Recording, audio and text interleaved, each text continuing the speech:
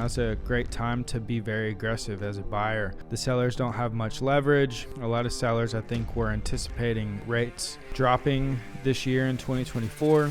Stock market's at all-time highs, inflation's at highs, economy's doing good, and it doesn't seem like rates might be dropping anytime soon. That's putting more pressure on the sellers, and we're looking for the opportunities within those opportunities that are just absolute home runs. And this is what we specialize in. This is what we're good at, is working these deals, negotiating these deals, and getting very creative on the ways that we go about doing it. Hey, welcome back to the Real Entrepreneur Podcast. My name is Alex Kaufman. Thank you again for joining. Last week we talked about partnerships and the value of having good partnerships and partners and the right mindset to approach business in your partnerships. So today what we're going to talk about is the RV park, the RV resort, Tier 3 RV resort. We went out there last Friday and we did our final walkthrough for due diligence. Closing got pushed back about 5 to 10 days or so due to a boundary issue that title and seller and another owner are sorting out, but that'll be resolved here shortly. We went out there and started, it's a lot of work to oversee and do all these projects and everything that need to be done at the RV resort. It's already in a really great condition, but working with management, it's a whole business. So working with management, setting up those KPIs, overseeing the manager, the on-site maintenance, rolling out certain things that we want to do for the park, starting to streamline the entire process. And so we went out there, just made sure all was good. There are a few things that need to happen before closing, so we're getting all that done and starting to roll everything out for the residents, make the park better, make our investors more money by raising the rents and streamlining the operations there. But all is good with the park and excited about future opportunities. Went to a Jetson Capital event the same night on Friday, and that was good. Met some good people. I really like Dallas and the Dallas investment crowd and Dallas real estate. So it was good to connect with more people there who are a little bit more sophisticated and doing different things. And it was a really cool event. We're looking for different deals, some retail, some industrial, multifamily. And there, right now it's, really the time to be aggressive. We see a ton of different deals. We underwrite a lot of different deals. We speak to a lot of brokers, a lot of sellers. But we're being really picky on which projects we want to take on and pursue. And really what we're looking for, honestly, right now at least, is the home runs. Now's the best time ever to be picky. Now's a great time to be very aggressive as a buyer. The sellers don't have much leverage. A lot of sellers, I think, were anticipating rates dropping this year in 2024. Stock market's at all-time highs. Inflation's at highs. Unemployment is low. Economy's doing good. And it doesn't seem like rates might be dropping anytime soon. So that's putting more pressure on the sellers, and we're looking for the opportunities within those opportunities that are just absolute home runs. And this is what we specialize in. This is what we're good at, is working these deals, negotiating these deals, and getting very creative on the ways that we go about doing it. So we're looking for 100+ unit multifamily in good markets, at least Class B condition. We're also looking for retail, 10 to 35,000 square feet, good locations. Industrial, 10 to 100,000 square feet, good locations. And then the RV stuff, RV parks, mobile home parks, we are looking at more of those, but don't want to just buy trashy deals, trashy parks, which there's a ton of those. And we see a ton of them. I mean, ever since we, have been promoting that we're buying this RV resort, we get, flooded with a whole bunch of different RV parks and mobile home parks. And just because it's an RV park doesn't mean it's a good deal, or a mobile home park. I mean, there's a ton of those out there, and yeah, some of them have good cash flow, but we're looking for really high quality assets and really good locations that have the ability for us to increase the value of those deals by increasing the income. So we're still looking for those, but I have a feeling this RV resort that we have might be a little outlier in the normal deals that we do, just because there's not many of those really nice ones around in that space, and there's a ton of the really bad ones. So we're still looking at those, but more so looking for really good assets versus, just trashy parks. How have interest rates and inflation been trending? I mean, inflation in different parts of the economy has either remained relatively the same, increased some year over year, or slightly decreased here and there. But it's over time, since 2021/2, inflation has come down quite a bit, but it's still up there. And it's not where the Federal Reserve wants it to be in order to start lowering rates and easing conditions. So it's still up there. It hasn't come all the way down to where they want it to be.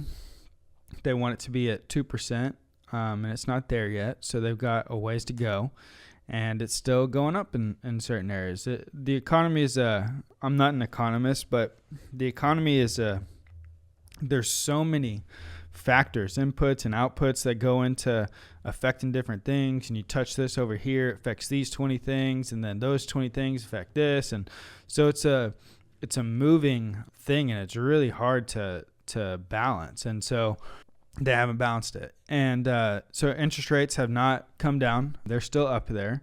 I mean, prime is 8.5%.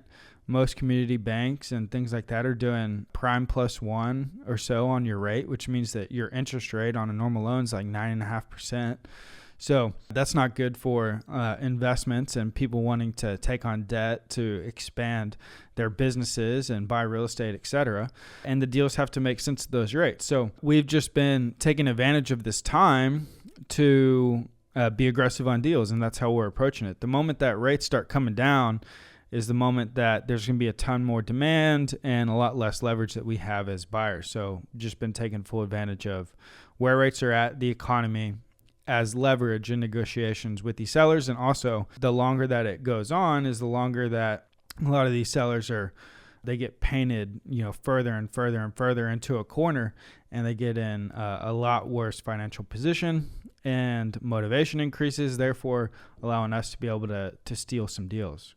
The rise in rates affects everything. So when the cost of debt rises, then the demand for taking on debt decreases. And when that happens, then there's less expansion. People want to take on less debt. It's more expensive. You're unable to buy certain things. So obviously the rise in rates has caused a dip in residential and in commercial. Last year, in commercial real estate sales were down like 70% from the year prior. 70% in transactions. That's a ton. So yes, the rise in rates and the rates affect everything. Not even just real estate, but businesses and personal loans and banks, and it's all related and all connects. And the higher the cost of debt, the tolerance for risk and taking on debt, and then also the higher the savings rate, right? Like for your average investor, you can make 5% on your money just sitting in a money market account right now. So why would you take on the risk of buying a real estate deal or any other investment that's going to make you 8% when you can have zero risk and just put it in a money market and earn 5%? So it increases savings, it decreases the tolerance for risk, or increases the tolerance for risk, it decreases investments. And that's what I was saying with the economy. This little thing over here affects all these different things, and there's each time something happens, it knocks down the next domino in some other area. Are there areas geographically that are better positioned to weather the storm?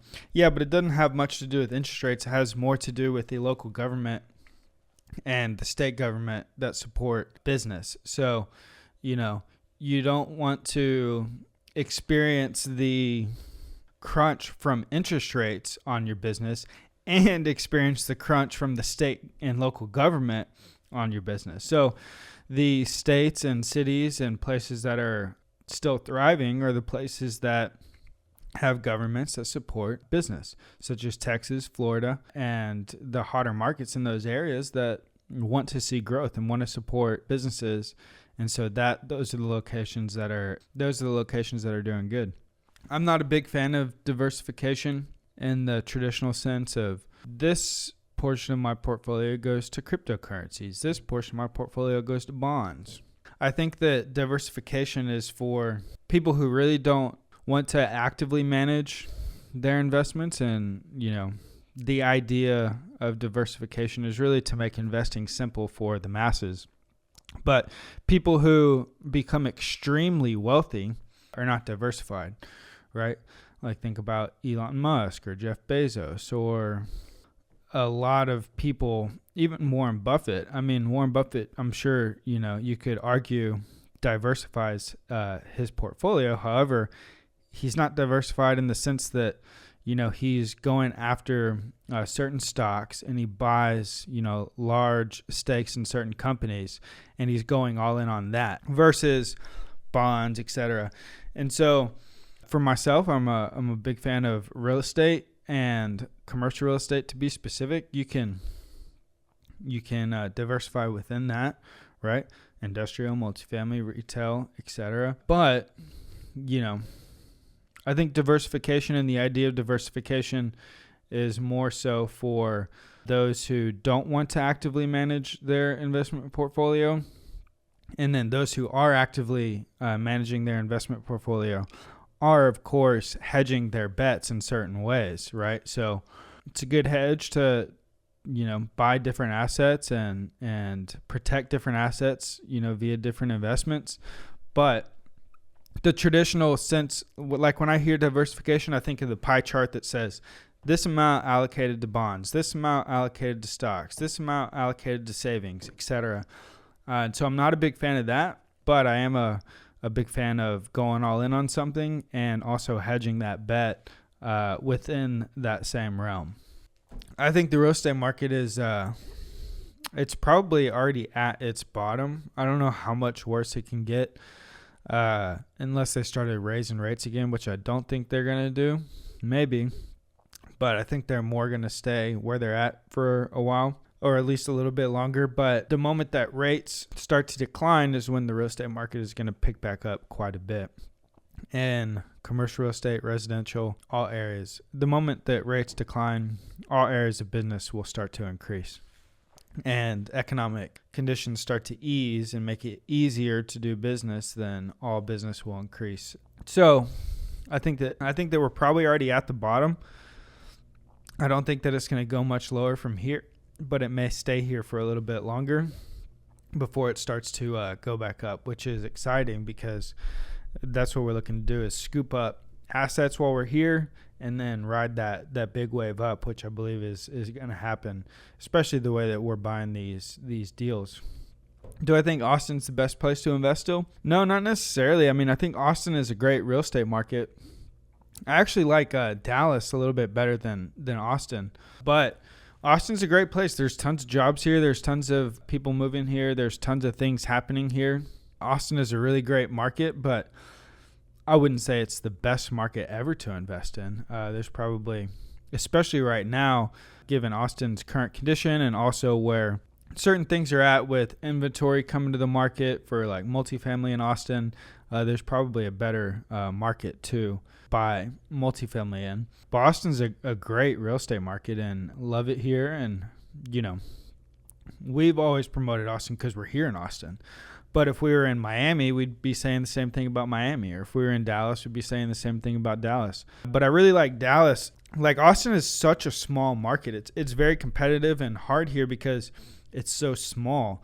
But Dallas and DFW is much larger. And so there's a lot more opportunity there and the ability to find opportunities. We're looking to invest in Houston, Dallas, Austin, South Florida, other parts of Florida. Like we just invested in a market right outside of Pensacola, Florida. Really the southeastern part of the United States. So Texas, Arizona, New Mexico for certain things, Florida, Alabama, Georgia, North and South Carolina, with like Nashville, Tennessee. Really this part right here on the United States is where we're looking. Yeah, the big metros in those states. So we just had our TR3 Capital monthly investor call. For anybody who's interested in joining those and participating in those, it's me, Matt, and Robert. And we're going through performance on previous deals, current deals, telling you our insights on the market, where we think it's headed, current deals we're looking at exploring, taking questions from investors, helping out however we can. We do these every month in the middle of the month. And if you want to sign up for that, just go to tr3capital.com/investor-call to sign up there. And then also in a couple of weeks, we're going to have our Find $1 Million Deal Bootcamp. There's a bootcamp, virtual bootcamp, 3 to 4 days, depending on which ticket tier you get. VIP is 4 days. And it's going to be a bootcamp where I walk you through each day finding a deal that'll make you $1 million, right? So day number 1, we're going to go through what makes up $1 million deal and what you should be looking for and where you should be looking. Day 2, underwriting $1 million deals, how to run the math and how to identify deals that are going to make you $1 million, and also negotiations. Day 3, send $1 million offers. I'm going to personally help you draft an LOI and send an offer on a deal that's going to make you $1 million. And then day number 4, we're going to go through your investor manual over here. And I'm going to walk you through it, go through all the contracts, templates, answer any questions for all the VIP members, have an exclusive day just for them. But this is going to be an exclusive boot camp. It's virtual. It's only a few hours a day. And I guarantee if you show up to this and you participate, you will learn how to leave this boot camp and go out and start finding and doing deals that'll make you $1 million. And if you participate, you should make an offer on a deal that'll make you $1 million at the boot camp. I'll be personally walking you through every single step and helping you do these things. So that's going to be really exciting. If you want to grab a ticket to that, go to treuniversity.com/1M bootcamp, $1 million bootcamp. All the links and all this stuff is in the description. But looking forward to spending time with you guys there, and we will see you next Friday.